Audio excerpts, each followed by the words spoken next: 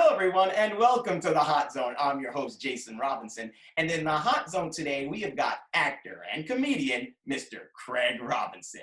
We're going to speak to him about his career in acting, in comedy, and who his top 3 comics of all time are, and what it's like hosting his brand new show on Fox, The Masked Dancer. All that and more. So stay tuned, because you're in the Hot Zone.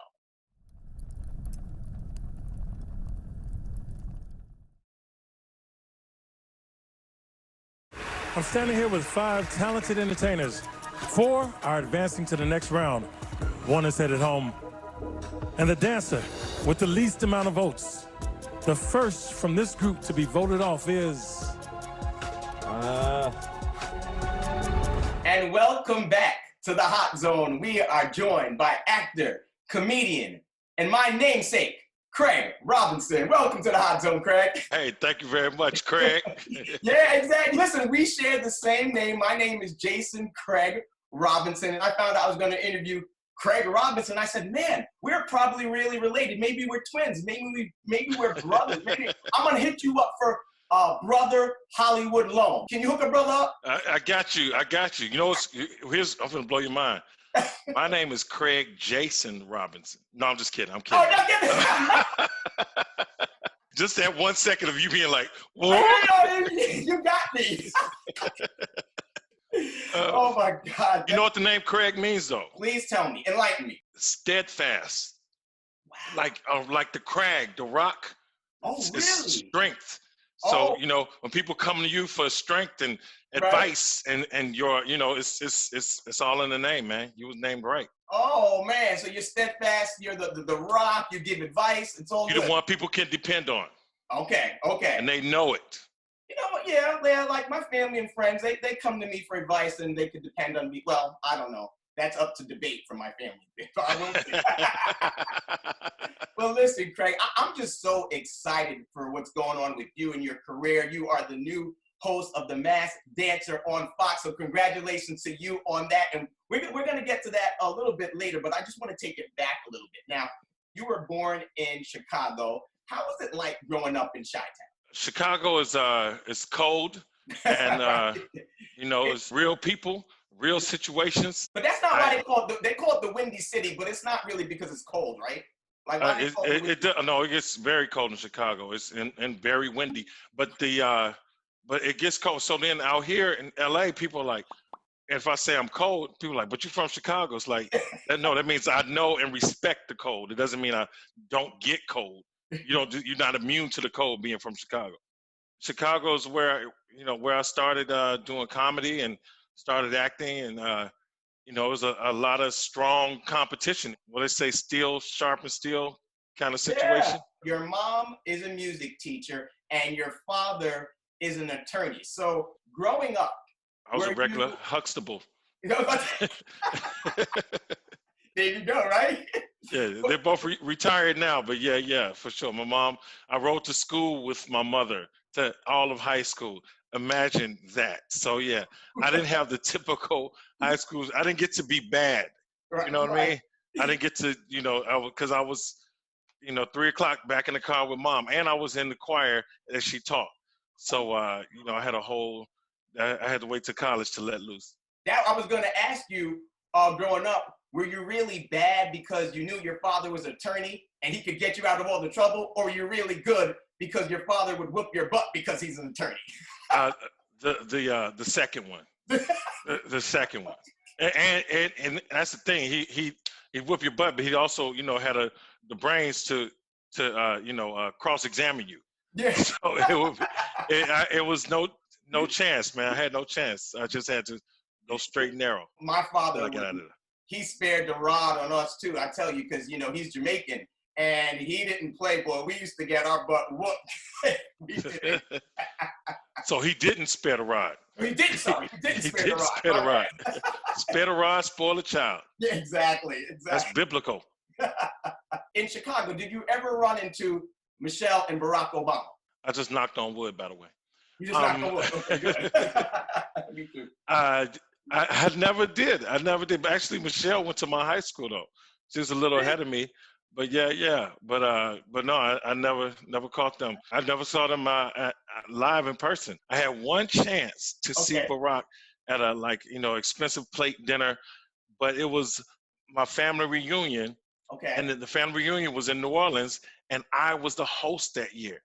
So I would have to get to New Orleans on Tuesday, leave on Wednesday, come back Thursday, and then the family reunion begins on Thursday. But I wanted it to be nice and right, so I was like, oh, Oh, one chance. oh man, that would have been great, man. Hey, Tell me about it. do you know what Michelle's brother's name is? It's the same as our name. Yes, of course I know. I got in trouble for because of him. One time I was dating this girl, and then it came out on the internet. It was like Craig Robinson remarried to Kelly Robinson. Something, and she called me up. Who is Kelly Robinson? I was like, what are you talking about? And then she sent me the article. They had my picture, but his story. Wow. Yeah, I think that's happened to him as well.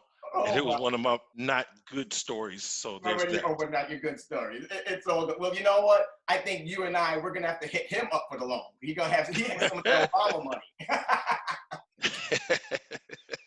So listen, how did you first get into acting and comedy? Like, what was it about that career that wanted to make you pursue it?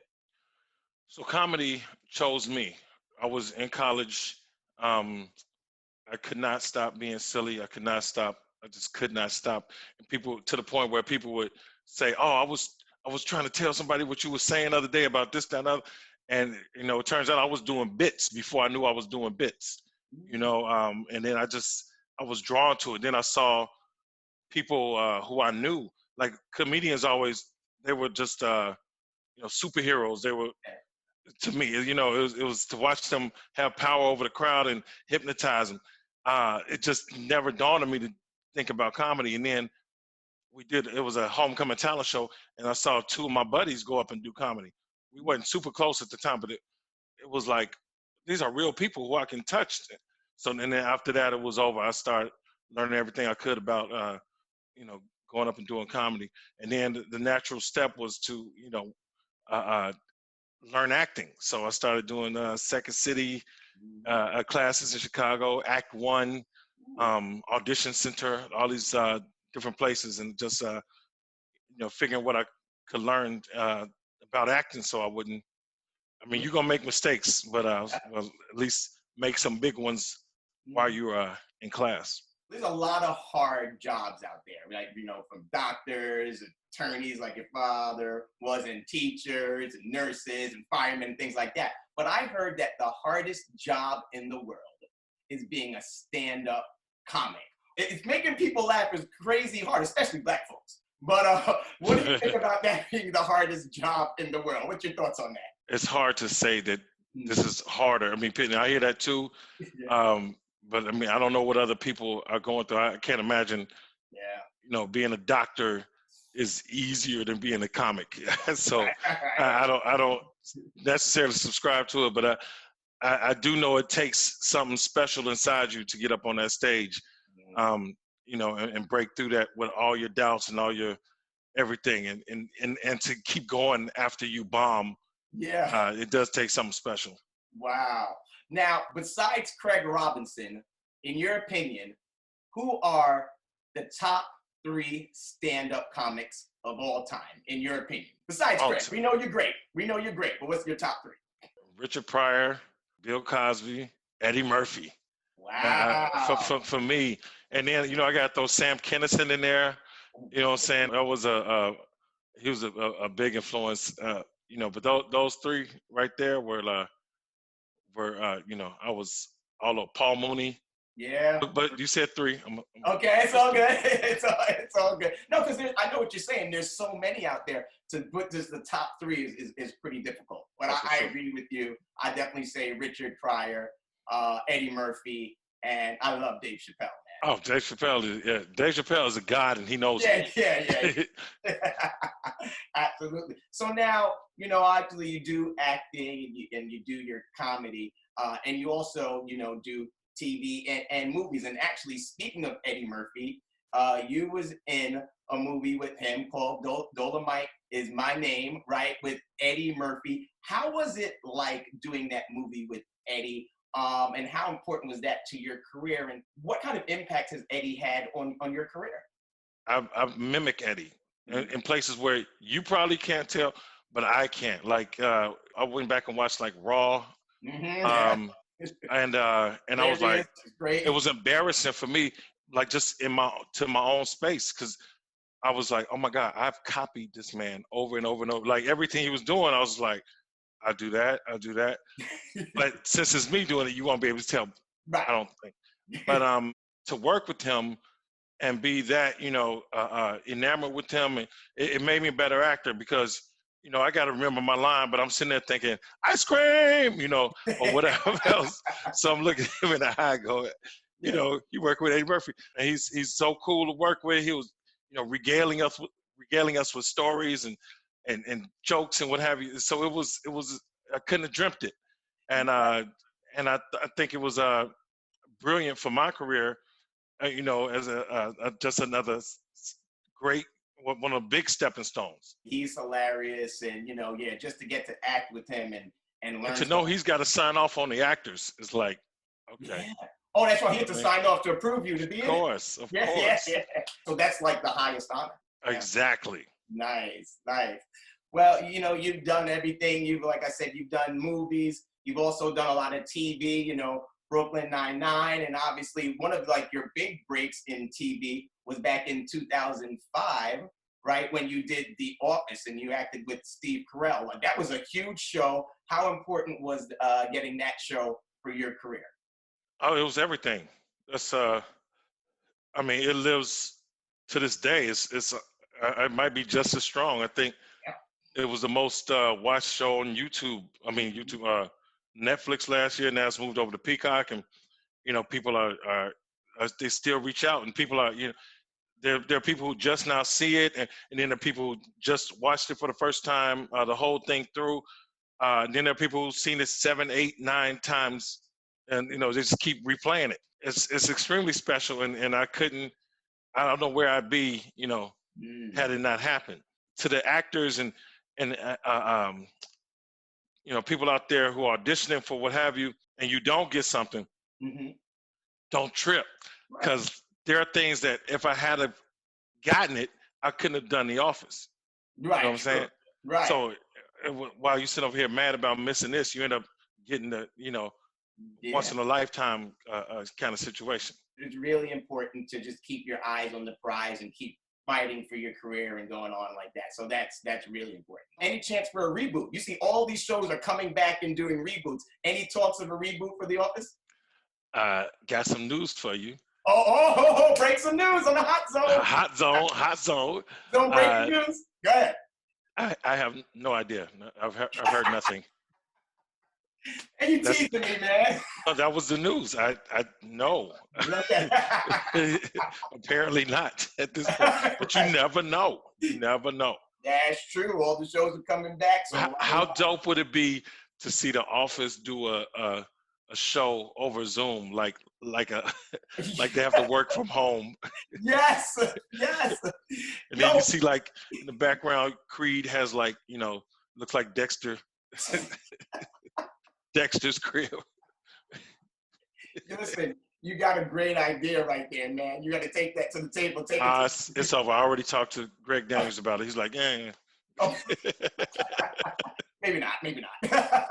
Well, listen, I am so excited for you now because you are back on TV. You are the host of The Masked Dancer on Fox. I mean, tell us all about the show and how did you end up getting the gig, man? This is great. The show is The Masked Dancer. It's the sister to, The Masked Singer. Right. The differences are I'm the host, and Nick Cannon does an impeccable job hosting the singer. They have men in black. We have women in black. It's our dancers and what have you. And people are dancing and not singing. So there's more clues. There's in the clue package, and then there's this thing called Word Up, where they get to say one word, so you hear their voice, and that word is also a clue. And people wonder, do you know who it is, or Yeah. no one knows who these people are until they are unmasked. It's super secretive. They pride themselves on being secret. They Yeah. like 2 or 3 cars before they get to set. They come Okay. in with a black hoodie that they can see through, but you can't see, and covered faces, all of that. So, and it's been it's a gem. It's been so much fun to host, Uh-huh. and people are enjoying it, Yeah. and getting into it. So this is I think our 5th episode coming up this week, whenever this airs. Now, what about you? Do you have any dancing skills yourself? I mean, I'm from Chicago, so All right. I step Step a in the little name of bit. love? You already know. You said it with me, and then I used to do some of that. You know what I'm saying? Oh, the popular. Oh, Back in the that was back in the day. I don't do that as much anymore. oh, Break okay. dance. Oh, we used to break dance all the. I was the best at I couldn't windmill that great, but I could spin. I could like kick and then spin around. I could never do the windmill. I got close a couple times. You got to really be like, you got to be on your capoeira. Okay. well, hopefully one day you could be on The Masked Dancer, have the hood over your head, maybe you be back. They'll think you're backstage and they pull off the hood, and it's Craig. How crazy would that be? And then like switch out and then come and interview the person, Yeah. and it was me, but I'm interviewing like this. So, where you been? Where you from? Yourself. That would be hot. You're a triple threat. Not only are you an actor and a comedian, but a lot of people don't know that you are a musician. You're a musician. You're a singer as well. Tell us a little bit about that talent that maybe some of us don't know about.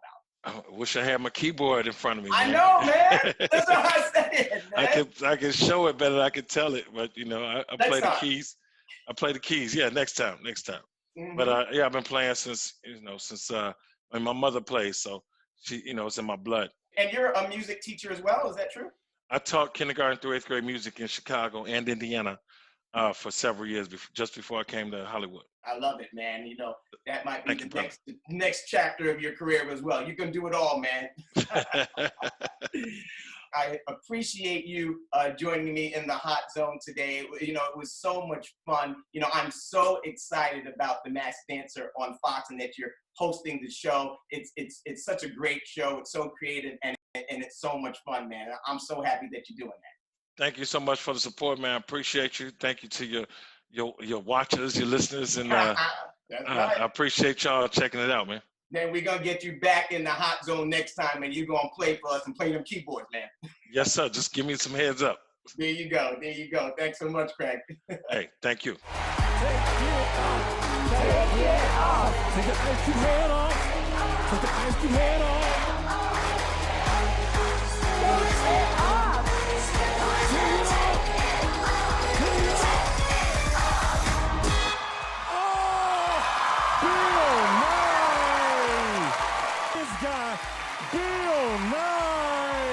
Hi, I'm Craig Robinson, and I'm in the Hot Zone.